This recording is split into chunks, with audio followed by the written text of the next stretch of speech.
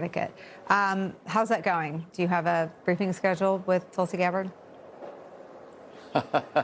Well, Nicole, as you know, the moment the photograph came out, Mark Warner, who is my counterpart on the Senate side, and I wrote a letter to the Director of National Intelligence saying, wait a minute, inside the U.S. law enforcement operation, there is nothing that the Director of National Intelligence should have to do with that. We got a very, very lengthy letter back from the DNI saying basically that part of my job is election security. And by the way, she's not wrong about that. But election security, just so that the public understands that the intelligence community does, remember, intelligence community, CIA, NSA, you don't want them in your backyard. You don't want them in their town. They point outside the country. So, the DNI is not entirely wrong. She should be, in fact, looking at SIGINT that might indicate that the Russians are trying to support one candidate or the other the way they did in the 2016 election. There is a role, but that role has absolutely nothing in a million years to do with showing up with the FBI in Fulton County, Georgia, and then allowing herself to be photographed so that, the American people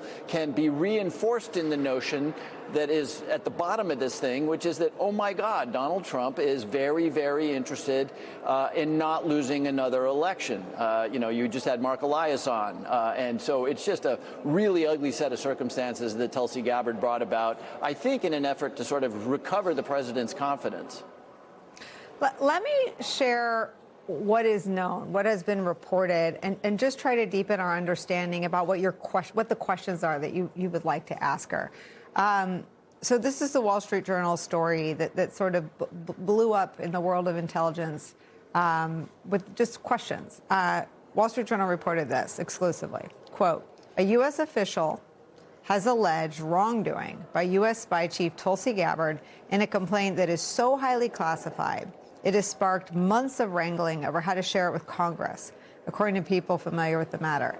Now, I read this story because we don't know if it has anything to do with the extraordinary nature of her presence at an FBI raid of an election office in Fulton County, Georgia. But the same news cycle in which that happened, Wall Street Journal breaks this story. I wonder if you have any information about what it is that's so sensitive that a U.S. official has alleged, quote, wrongdoing by Tulsi Gabbard, but it can't be shared with the members of Congress who have oversight, which I assume would be you. Yeah, well, just to clarify the record here, 2 days ago, the day the Wall Street Journal story about the super secret complaint broke, I was, in fact, able to review that complaint and to ask some questions about it. And I cannot in any way, shape or form get into the details of that complaint because it is very classified. But I can tell you that these are two totally separate things. What Tulsi Gabbard was, God only knows what she was doing in Georgia, but that is not what this is about. And I can't get into the details, but I can tell you this. It should not take an article in the Wall Street Journal to get the Director of National Intelligence to actually abide by the law that says that when a whistleblower complaint is made, that whistleblower has the right to talk to Congress. Now, the reason the DNI is involved here is because appropriately, the DNI needs to give a whistleblower guidance on how to do that, because the information is almost always highly secret and very, very sensitive.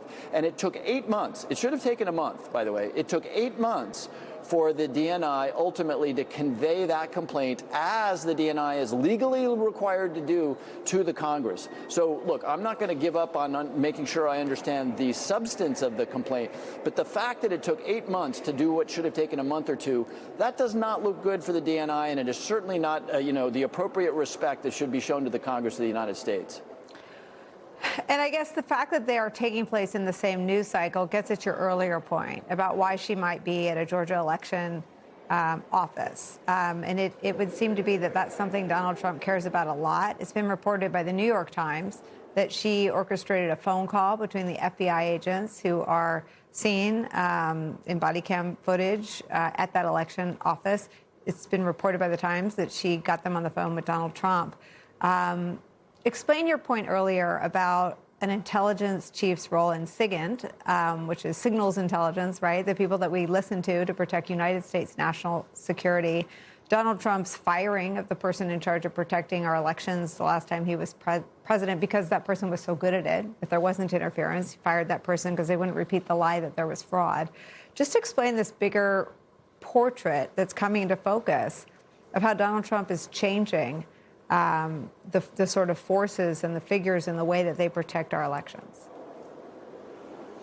Yeah. So two things to say about that. Number one, let's not lose sight of the fact that the activity of the FBI in Fulton County, Georgia, is an insane reprise of something that this country litigated in court more than 60 times, and every single court said, no, Mr. President, you lost the election of 2020. And by the way, it didn't just get litigated. 1,600 insurgents violently attacked the building I am standing in right now because President Trump couldn't say what any other adult on the planet Earth would say, which is, I'm not happy about this, but I lost this election. Because he couldn't say that, 1,600 or more people attacked this building to stop the peaceful transfer of power. So let's not lose sight of the fact that all of these FBI guys and Tulsi Gabbard crawling around Georgia is about serving the president's pathological inability to accept that he lost the 2020 elections. So there's that point. Second point, of course, is I do oversight of the intelligence community. What the CIA and the NSA can do, what they do against our enemies in terms of surveillance, what they do against our enemies in terms of covert activity, you just need to watch a couple of movies to know how very, very serious these authorities and capabilities are. And that is why we draw a very, very bright line between what they do abroad, let me say that again, abroad to our enemies, and whether they can operate inside the United States. And the answer is no, they cannot, because the FBI and other law enforcement have the training to know how to not to violate American civil liberties. So again, the presence of the DNI at a law enforcement operation in Georgia, think about that as, like having the CIA director show up at a, local Kiwanis argument. It makes no sense. It is at least a perceptual violation of some really, really bright lines we have to make sure that the incredible capabilities of the American intelligence community are never, ever turned against the American public. Do you have evidence that they have been? I do not. And if I did, I, would be doing a lot of things, probably not standing here right now. But the point is that when Tulsi Gabbard shows up at a law enforcement operation, that is the question that everybody does ask and should ask. Because what's next? What's next? Are all of a sudden our satellites, going to start following Americans? She didn't need to open that line of inquiry, but her presence there causes that sort of anxiety.